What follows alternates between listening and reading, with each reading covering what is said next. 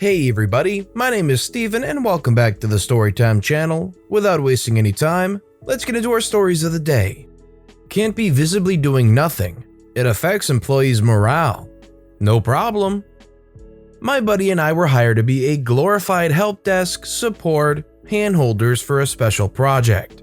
Senior management at a large corporation had their laptops upgraded, including new software they had never used and major upgrades of software they had previously used. We are talking maybe 20 people spread across 3 buildings downtown, all within walking distance of each other. My job was to sit in an office and take calls for any issue, and I mean any issue that popped into their head. The only thing more entitled than senior management are their admin people. My buddy's job was to actually go to their desk and hold their hand with whatever issue they had. Oh, and read the blatant manual was not part of the support plan. He was great at it. After the first couple weeks, things settled down and we received very few calls. So my buddy was sitting at some desk doing nothing. After a few days, one of the admin assistants complained that he was doing nothing. Bad influence on those around him. We asked for a different desk, but none was to be found. He tried looking busy writing up documentation. The same person complained, saying his job is support, so if he's not supporting, everyone knows he is doing nothing and that looks bad. Bad for morale. What the heck? He technically doesn't even work for your company. So I realized that our service level agreement said we had to respond within 30 minutes. It was always much less, especially if he was in the building. So I told my buddy to freak off, go shopping, sit in Starbucks and read the paper. No one but me knew where my buddy was at any time, and I was the only one who dispatched him. So I said to my buddy, do whatever you want as long as you drop what you're doing and be at the person's desk within 30 minutes.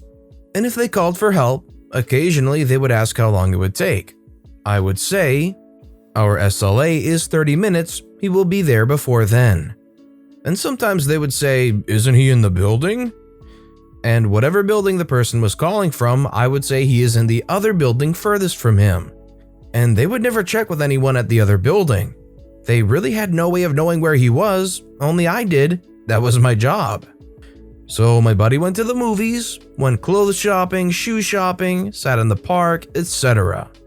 The busybody admin assistant called about a problem one day and said, I never see him at his desk anymore, where is he? I said, he is much busier now, his morale, and I'm sure your staff's morale must be much better now. No one ever found out about our malicious compliance. The managers he helped loved him and wanted him to stay on. He said no until they tripled what he was making. About a year later, he was made a manager, and about 6 months after that, he had that admin assistant fired. The morale really improved around there after that.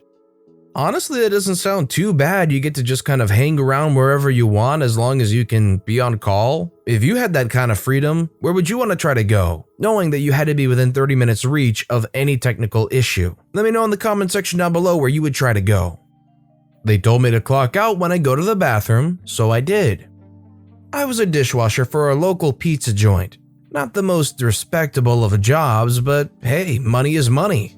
I'm a darn good worker. I show up 10 minutes early every day, never take off, and I get stuff done. I can put up with a lot of nonsense, but this place was getting to me. One thing after another. Most importantly, the manager was the most snarky, condescending man I've ever met. This is important to the story. I have IBS issues, but it's never a problem because I use the bathroom before work. Today, I needed to use the restroom during work hours, which I don't usually do. I was in there for 10 minutes tops. The place was a ghost town. I didn't even have a fork to wash.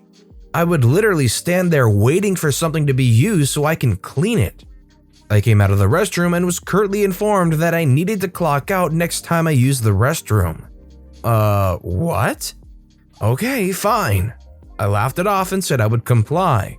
I just wanted to continue my shift and mind my own business. Here's the fun part. The manager and assistant manager decided it would be a fun game to make fun of me. They're adults, mind you, hence the snarking condescending part. They were loudly talking behind my back, intentionally so I could hear them, and said something along the lines of, yeah, I hope he thinks it's funny that I told them to clock out when they use the restroom. So I turned from what I was doing, literally standing there waiting for dirty dishes, and look at them in disbelief. Two grown men thought it would be funny to poke fun at the dishwasher. They look at me and say, "Isn't that funny, OP?" I say, "No, I don't find this funny at all," and turn back to my incredibly busy post. The manager then proceeds to gleefully sing out, "Hey, I'm clocking out to use the restroom. Just wanted to let everyone know." This was typical for this guy. Last straw. Right as it was getting busy during dinner, when I would usually be swamped with dishes, I go to the manager. I say, "Hey, just wanted to let you know I was clocking out to use the bathroom." He was busy, so he just gave me the look of, "Okay, you can go potty now." And I said I would be returning home to use the toilet at my house and that it shouldn't be a problem since I was off the clock. He started to argue and I just left. Not my problem since I was off the clock. Freak that guy. I may get some grief for leaving them in the lurch, but honestly, I don't feel bad. They had it coming. This was only one instance of my patience being tested by this snarky butt munch of a man. In the off chance he uses Reddit and recognizes me, you are a snarky, condescending butt munch. Just wanted to make that clear and direct, just in case. All I'm gonna say is everybody's gotta do a job, and I don't think dishwashing is a disrespectful job or a job that you can't respect. You work hard, you earn money, I think that's respectable in pretty much any facet. When it's an honest day's work like that, you shouldn't have to needlessly put yourself down. The tale of how I got paid for months to do nothing. Right after school, me and 3 other students with maximum grades got hired immediately in an airport company.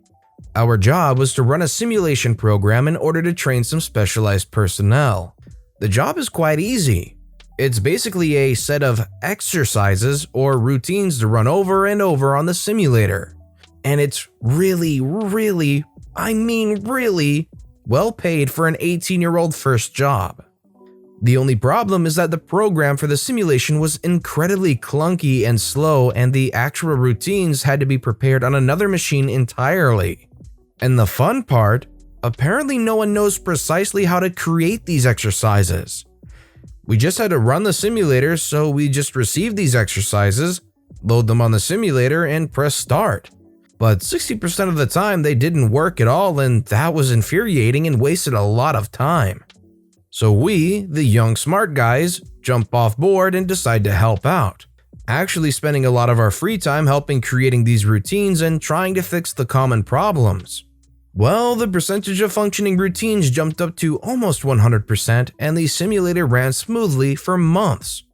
My boss at the time was one of the best human beings I've ever known, and, surprise to no one, he was promoted.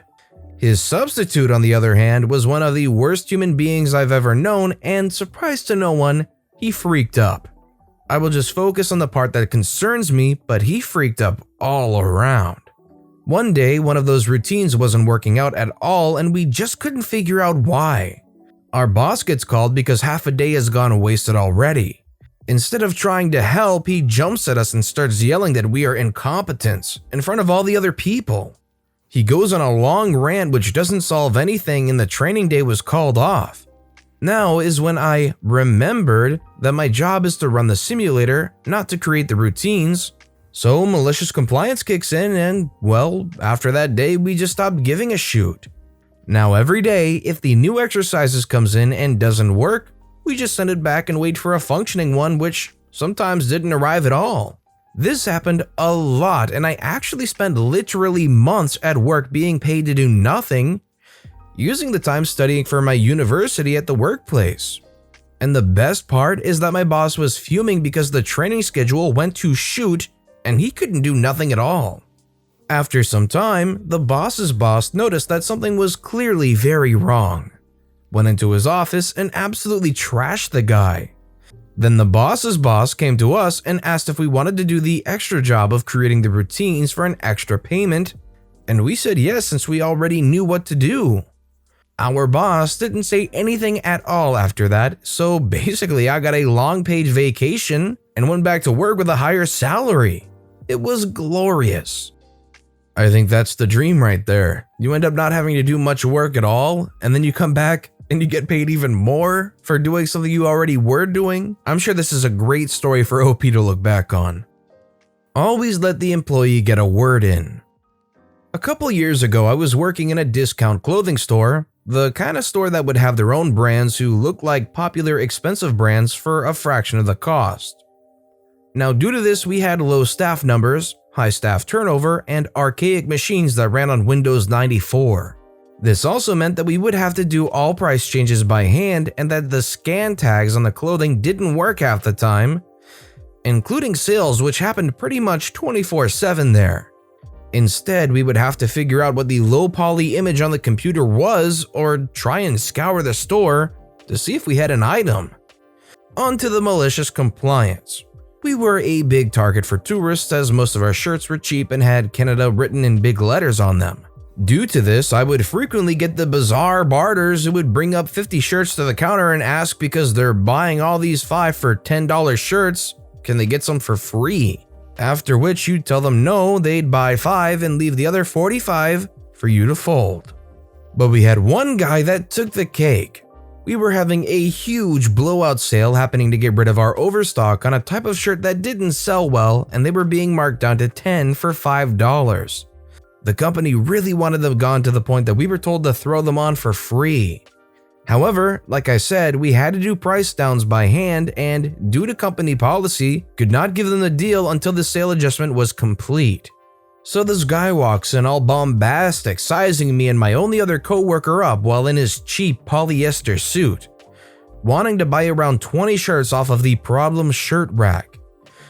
Only problem is we haven't priced them down due to the lack of materials and time. Busy day. So they still read $5 each, still a pretty good price for a shirt. He slams down the shirts, we greet him with the salesman smile plastered to our faces, go on about is this everything, etc. when he cuts us off. He demands that we shut up and take his money so he can get out of, and I quote, the stink butt mall. Of course, me being a decent person, I try to point out the new sale and I was even going to honor it despite the lack of manners, but he wouldn't have it and said, "Don't feed me your salesman BS, I just want my shirts and I want to leave, is that too hard for your thick head to understand?" So in classic malicious compliance, I ring up the shirts, take his card and carefully tell him and write on his receipt, no refunds.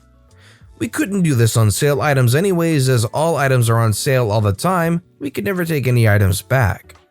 I enjoyed his face where after the fact I put the 10 for $5 sign up on the rack he just purchased. He tried to fight it but ultimately lost after security dragged him out for trying to throw a punch at me in anger. This one stuck out, but man, did this sort of stuff happen all the time at that store. Thankfully, I've moved on from that job and now have a comfy spot at another store with great bosses, co-workers, and a functioning automatic price system.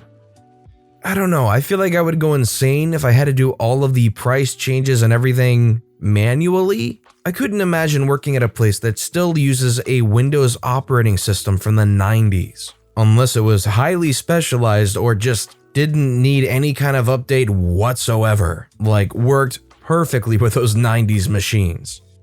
Bring Your Own Dishwasher Pods Part 2, What even is logic? A while ago I posted about the fact that I have to bring my own dishwasher pods to work. Today, the saga of ridiculousness I have to put up with at work continues. As the highly esteemed chef of the establishment, it's my duty to make sure all kids who pay for a lunch gets one. Sometimes these school-age kids, pre-K and toddlers, eat every day, don't listen and inform me too late, and we have to get everything out of the fridge and heat it up. Or we don't have enough because I'm cooking for 50-ish a day and it's just gone. So the manager suggested I get the list of kids who pay for lunch, keep it in the kitchen with me, and cross-check each morning with attendants and the teachers to see if the kids brought a lunch or need hours. I guess some of them don't want hot dogs even though they pay for them? Anyway, I head up to the front to get that list. The same manager denies me and states that because the kids sometimes bring theirs and attendance fluctuates, it would be a useless plan. She leaves and now I'm facing down my mortal enemy, the assistant manager who hates me. I'm still not sorry for anything in my previous post. I explained the concept again in basic English, how it would make everything easier for the teacher so we don't have to dirty as many dishes, can plan the right amount of food, etc. She insists it would be better to use huge Tupperware containers, serving spoons, etc. even if one kid is eating that day in a class. She also said I should stop making plates for these school-age kids, which I'd been doing because only 4 or 5 had been eating a day to save dishes, time, and energy for the teachers. I grit my teeth and again explained to her how a list I can quickly cross-check and update consistently would be worlds easier. She says to just prepare enough for 12 a day and to split it since school-age kids will be taking lunch separately now, which will ultimately waste food to prepare for that many extra. We've been having maybe 6 a day eating lunch. I look her dead in the eyes and said, I guess I'll stop using logic then. Guess who now has 10 spare hot dogs, a whole open bottle of ketchup, 7 buns, and no dishwasher pods? Oh yeah, let's not do it the smart way, let's do it the easy way. It's just easier for everybody else to have you over-prepare food and dump it even though a lot of kids don't eat the food. I think that's the short of it. Manager wants data for his report, which takes longer to collect. I'm a site supervisor for a company that manages constructions. A lot of employees come and go since the pay sucks, but I need the job for experience. Manager, assistant manager, and I do the reporting about the situation of the construction and we report it to the client. We start making reports on Tuesday and present it on Saturday. Our flow. I do the data collecting on Tuesday to Wednesday, input it on the computer on Thursday, give it to the assistant manager on Friday morning, he adds it to the other data, gives it to the manager by Friday afternoon.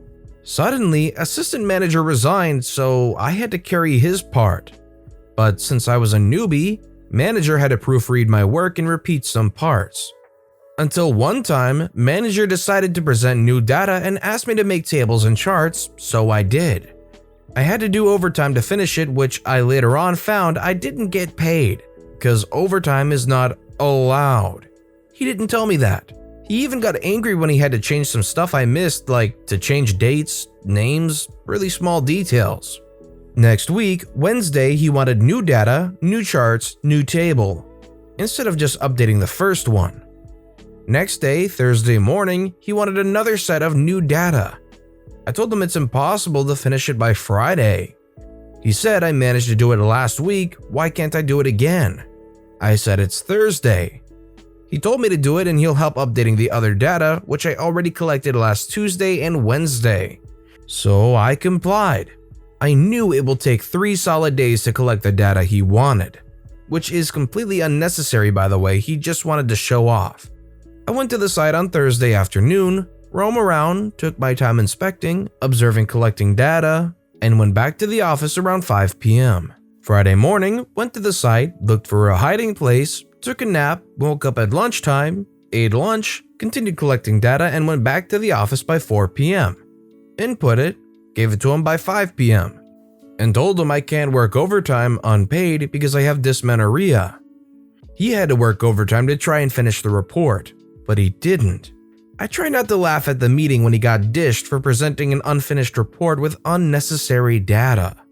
Since then, he never asks me to add data without asking me first if it's possible to finish by Thursday. They yanked you around, shorted you on overtime after not explaining that you can't do it, so you went and got a free nap in on their company time, and ended up letting them realize that that data was so unnecessary and faced the brunt of their actions. I'd say that's a win. But with that being said, that's all the stories we have for today, so what I want to know is which of these stories that I've read for you today are your personal favorite and why? Let me know which story and why in the comment section down below. And thank you all so very much for watching and listening to the Storytime channel. If you haven't yet, please consider subscribing and don't forget to turn notifications on so you'll never miss an upcoming video. Thank you all again for watching and listening to the Storytime channel.